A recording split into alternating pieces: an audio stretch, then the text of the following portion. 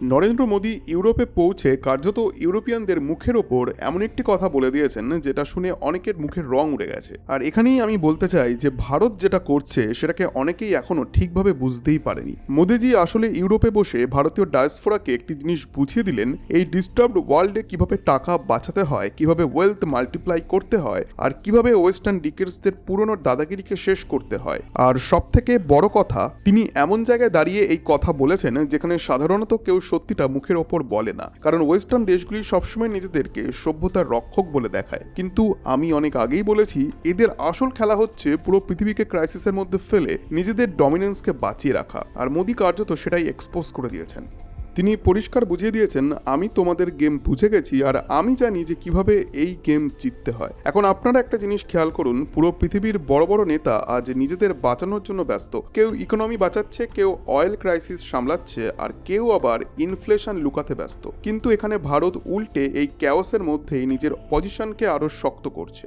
আর এখানেই যে আসল একটি মাস্টার স্ট্রোক, কারণ যারা গ্লোবাল পলিটিক্সের রুল তৈরি করেছিল আজ তাদের নিয়মই তাদের বিরুদ্ধে যেতে শুরু করেছে। মোদী যেটা বলেছেন সেটা খুব ডেঞ্জারাস একটি মেসেজ। তিনি কার্যত পশ্চিমাদের বলেছেন যে আমরা জানি তোমরা কি করছো। প্রথমে প্যান্ডেমিক, তারপর রাশিয়া ইউক্রেন ওয়ার, তারপর মিডল ইস্ট ক্রাইসিস, একটার পর একটা ডিজাস্টার তৈরি করে পুরো পৃথিবীকে ইনস্টেবিলিটির মধ্যে ফেলে দেওয়া হয়েছে। আর আমি জানি অনেকে এটা শুনে ট্রিগার হবে, কিন্তু বাস্তবটা এটাই যে প্রতিটা ক্রাইসিসের পর সব থেকে বেশি লাভ কারা করেছে সেটা দেখলেই অনেক উত্তর পাওয়া যায়। 2020-তে প্যান্ডেমিক এলো, দুনিয়া প্র্যাকটিক্যালি বন্ধ হয়ে গেল। তারপর হঠাৎ রাশিয়া ইউক্রেন যুদ্ধ এমনভাবে এসকেলেট হলো যেন পুরো পৃথিবীকে এনার্জি আর ফুড ক্রাইসিসের দিকে ঠেলে দেওয়ার উদ্দেশ্যই এটা ছিল। আর এখন মিডল ইস্ট আবার জ্বলছে, অয়েল মার্কেট অস্থির, এনার্জি নিয়ে প্যানিক বাড়ছে, আর ঠিক সেই সময় কিছু দেশ বলছে যে তেল লাগবে, তাহলে আমাদের কাছ থেকে নিয়ে নিন। মানে পুরো গেমটাই এত ক্যালকুলেটেড যে অনেক সময় এটা কোইন্সিডেন্স বলে বিশ্বাস করাই কঠিন হয়ে যায়। আর মোদির বক্তব্যের সবথেকে গুরুত্বপূর্ণ অংশ এখানেই, তিনি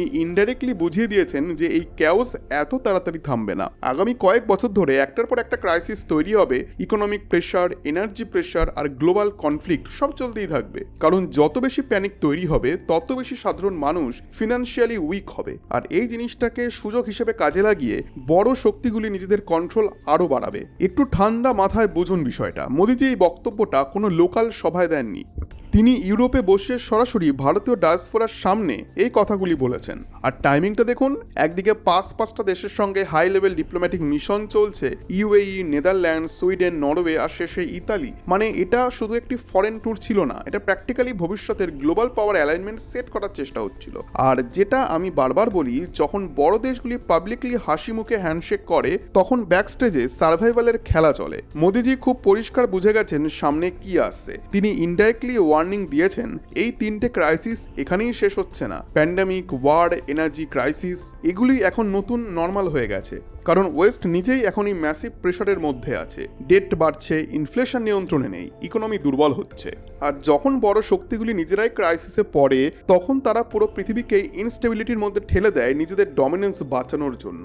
আর এখানেই ভারতের স্ট্র্যাটেজি আলাদা। মোদীজি বলেছেন, তোমরা ক্যাওস তৈরি করবে, ঠিক আছে, আমি আমার দেশকে ডিজাস্টার প্রুফ বানাবো। এটাই এখন ভারতের পুরো গেম প্ল্যান। দেখুন কিভাবে স্টেপ বাই স্টেপ কাজটা করা হচ্ছে। প্রথমে ইউএই, অনেকেই বুঝতে পারেননি যে ওখানে আসলে কত বড় ডিল লক হয়েছে। ইন্ডিয়া কোয়াইটলি নিজের এনার্জি লাইফলাইন সিকিউর করে ফেলেছে, বিলিয়নস অফ ডলার ইনভেস্টমেন্ট করে ফেলেছে, স্ট্র্যাটেজিক অয়েল রিজার্ভ অ্যাক্সেস পেয়েছে, আর লং টার্ম এলপিজি কন্ট্রাক্টও হয়েছে। মানে যখন পুরো পৃথিবী ফিউচার অয়েল শর্টেজ নিয়ে প্যানিক করছে, ভারত তখন পরের 20 থেকে 30 বছরের আনইন্টারাপ্টেড ফুয়েল সাপ্লাইকে সিকিউর করার কাজ করছে। এটাই difference between reaction and preparation. বাকি দেশগুলি তো আগুন লাগার পর জল খুঁজছে, আর ভারত আগেই আন্ডারগ্রাউন্ড ওয়াটার ট্যাঙ্ক বানিয়ে রেখেছে। তারপর আসুন ইউরোপ। নেদারল্যান্ডসের সঙ্গে কি হয়েছে? শুধু ডিপ্লোম্যাটিক রিলেশন নয়, ফুল স্ট্র্যাটেজিক পার্টনারশিপ হয়েছে। আর সব থেকে বড় ইন্টারেস্টিং পার্ট হচ্ছে ডিসরাপশন প্রুফ সাপ্লাই চেন। মানে ভবিষ্যতে যদি আবার গ্লোবাল লকডাউন টাইপ সিচুয়েশন আসে বা কোনো বড় জিওপলিটিক্যাল কনফ্লিক্ট হয়, তাহলেও এসেনশিয়াল সাপ্লাই বন্ধ না হয় সেটা আগেভাগেই সিকিউর করা হয়েছে। এখন বুঝতেই পারছেন কেন আমি বলি যে ভারত আর শুধু রিজিয়নাল প্লেয়ার নেই। ইন্ডিয়া এখন ফিউচার ক্রাইসিসের জন্য প্যারালাল গ্লোবাল নেটওয়ার্ক তৈরি করছে। আর এখানেই আর্কটিক সার্কেলের বিষয়টা খুব ইম্পর্টেন্ট। রাশিয়া কয়েক মাস আগেই সিগন্যাল দিয়েছিল যে চায়না নয়, ইন্ডিয়াকে তারা আর্কটিক কোঅপারেশনের ভেতরে আনতে চাইছে। কিন্তু এটা একটা হিউজ সিগন্যাল, কারণ future trade roots, future energy access, future rare resources সবকিছুর কেন্দ্র হয়ে উঠতে পারে আর্কটিক রিজিয়ন। আর ইন্ডিয়াকে সেখানে ঢোকানো মানে ফিউচার গ্লোবাল ট্রেড ম্যাপে ইন্ডিয়াকে পার্মানেন্টলি বসিয়ে দেওয়া।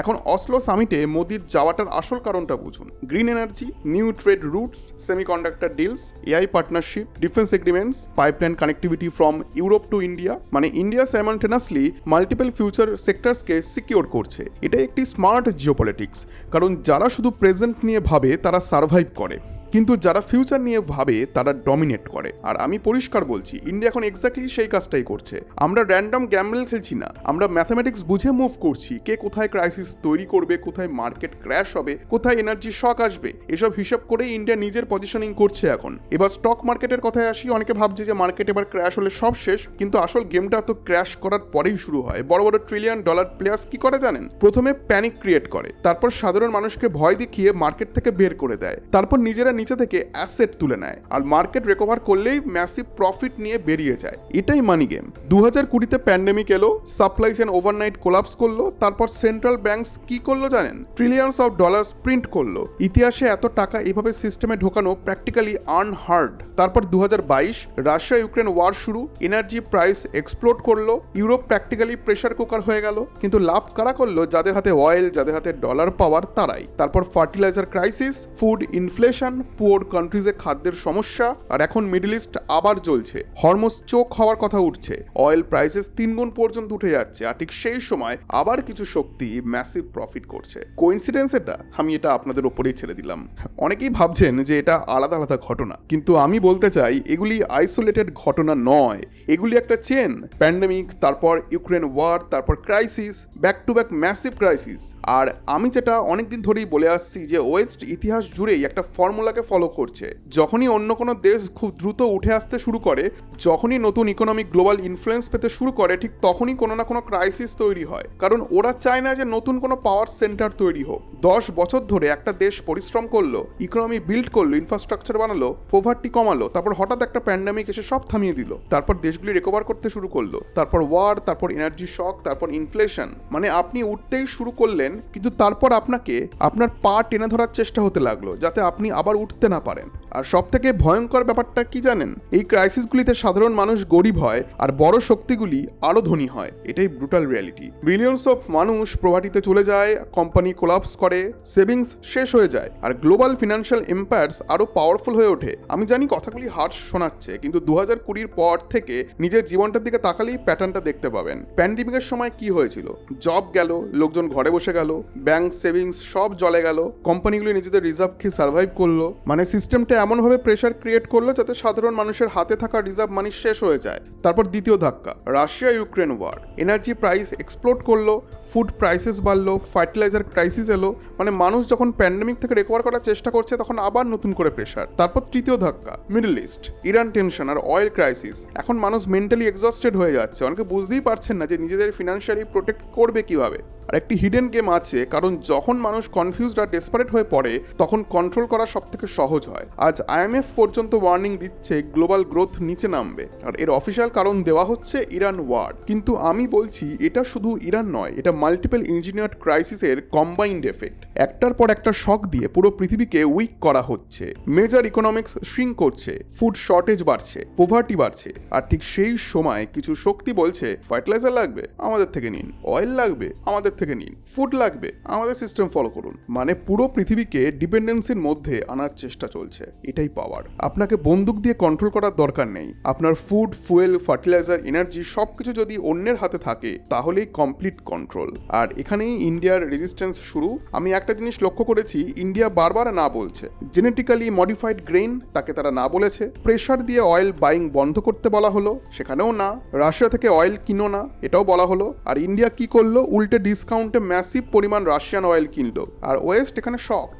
কারণ এতদিন ওরা অভ্যস্ত ছিল যে ওরা বলবে আর বাকি দেশ শুনবে, কিন্তু ইন্ডিয়া প্রথমবার ওপেনলি নিজের ন্যাশনাল ইন্টারেস্টকে প্রায়োরিটি দিল, আর এর ইম্প্যাক্ট বিশাল। আজ আমেরিকার ডেট প্র্যাকটিক্যালি আনকন্ট্রোল স্পিডে বাড়ছে, প্রতি কয়েক মাসে ট্রিলিয়ন্স যোগ হচ্ছে, কারণ এতদিন ডলার ডমিনেন্স আর জিওপলিটিক্যাল প্রেশার দিয়ে যেটা কন্ট্রোল করা হতো সেটা ধীরে ধীরে ক্র্যাক করতে শুরু করেছে, এবং India, China, BRICS, Middle East সবাই অল্টারনেটিভ সিস্টেম বিল্ড করতে শুরু করেছে। আর এটাই ওয়েস্টের আসল নাইটমেয়ার। কারণ পৃথিবী যদি একদিন ডলার ডিপেন্ডেন্সি থেকে বেরিয়ে যেতে শুরু করে, তাহলে গ্লোবাল পাওয়ার স্ট্রাকচার পুরো বদলে যাবে। আজ inflation practically out of control, oil price already explode করেছে, মিডল ইস্ট ওয়ার কবে থামাবে সেটা কেউ জানে না। আর যদি একটা জিনিস লক্ষ্য করেন, যারা এতদিন অন্য দেশকে ক্রাইসিসের মধ্যে ফেলে কন্ট্রোল করতো, আজ তারাই নিজেদের ট্র্যাপে আটকে যাচ্ছে। কারণ ক্যাওস ক্রিয়েট করা সহজ, কিন্তু ক্যাওস কন্ট্রোল করা সবসময় সম্ভব হয় না। এবং মোদিজির পুরো বক্তব্যের আসল অর্থ এখানেই, এটা শুধু পলিটিক্যাল স্পিচ নয়, এটা ছিল একটা ফিনান্সিয়াল ওয়ার্নিং,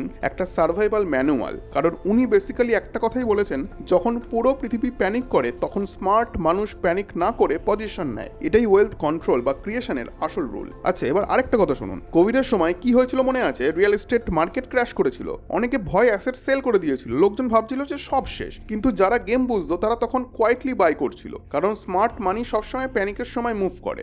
যখন সবাই ভয় পায় তখনই বড় বড় ওয়েলথ ট্রান্সফার শুরু হয়। আর এটাই পৃথিবীর সব থেকে ব্রুটাল ফিনান্সিয়াল ট্রুথ। প্যান্ডেমিক কারোর জীবন শেষ করেছে, আবার কারোর ওয়েলথ 10 গুণ বাড়িয়ে দিয়েছে। পার্থক্য একটাই, যে একজন প্যানিক করেছে আর একজন পজিশনিং করেছে। ইউক্রেন ওয়ারেও একই জিনিস ঘটেছে, এনার্জি প্রাইস এক্সপ্লোড করেছে, যাদের কাছে রাইট অ্যাসেট ছিল তারা ম্যাসিভ প্রফিট করলো, আর যাদের ছিল না তারা লস খেলো। আর এখন ইরান ক্রাইসিস, এখন কি বাড়বে জানেন?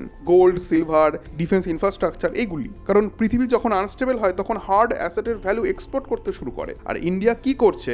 ইন্ডিয়া আগে ভাগেই এনার্জি ইনফ্রাস্ট্রাকচার বিল্ড করেছে, গোল্ড রিজার্ভ বাড়িয়েছে, আর স্ট্র্যাটেজিক প্ল্যানিং করেছে। মানে আগুন লাগার আগেই ফায়ার প্রুফ ওয়াল বানানো হচ্ছে। এখানে আবারও আপনাদেরকে মনে করিয়ে দিই, মোদিজি ইনডাইরেক্টলি বলে দিচ্ছেন যে আমরা তোমাদের গেম বুঝে গেছি। আর এখানে একটা কথা আমি অনেকদিন ধরেই বলে আসছি, যে হার্ড অ্যাসেটই হচ্ছে ফিউচার শিল্ড। পেপার মানির ভ্যালু কমতে পারে, স্টক মার্কেট ক্র্যাশ করতে পারে, কিন্তু রিয়েল অ্যাসেটস সার্ভাইভ করে। গোল্ড, সিলভার, স্ট্র্যাটেজিক প্রপার্টি, এগুলি ক্রাইসিসের সময় ডিসঅ্যাপিয়ার হয় না, বরং আরও ভ্যালুয়েবল হয়ে যায়। তবে একটা জিনিস আমি পরিষ্কার বলবো, ব্লাইন্ড স্পেকুলেশন আর স্ট্র্যাটেজিক পজিশনিং দুটো এক জিনিস নয়। অনেকে ফোমোতে হাই প্রাইসে ঢুকে যায়, তারপর ক্র্যাশের শেষ হয়ে যায়। আর স্মার্ট ইনভেস্টররা তারা ওয়েট করে, সেন্ট্রাল ব্যাংকস কোথায় বাই করছে সেটা দেখে, লিকুইডিটি কোথায় যাচ্ছে সেটা দেখে, তারপর পজিশন নেয়। ইন ফিউচার ইন্ডিয়া তার ডমিনেন্সের গ্রাউন্ড ওয়ার্ক তৈরি করছে। আর আমি মনে করি যে মোদিজির পুরো ডিপ্লোম্যাটিক পুশের আসল উদ্দেশ্য এটাই। তিনি বুঝে গেছেন যে ফিউচারে পৃথিবী স্টেবল থাকবে না, কিন্তু আমাদেরকে স্টেবল থাকতে হবে। কারণ ফিউচার তাদেরই হয় যারা ক্রাইসিসের মধ্যে ডুবে যায় না, বরং ক্যাওসের মধ্যেও ফ্লোট করতে জানে। তাই বিরোধীদের কথায় কান না দিয়ে তার নেক্সট মুভ কি হয় জাস্ট দেখতে থাকুন। আই হোপ আজকের এই ভিডিওটি আপনাদের ভালো লেগেছে। ভিডিওটি ভালো লেগে থাকলে ভিডিওটিতে অবশ্যই একটি লাইক এবং চ্যানেলটিকে এখনই সাবস্ক্রাইব করে নিন। ধন্যবাদ।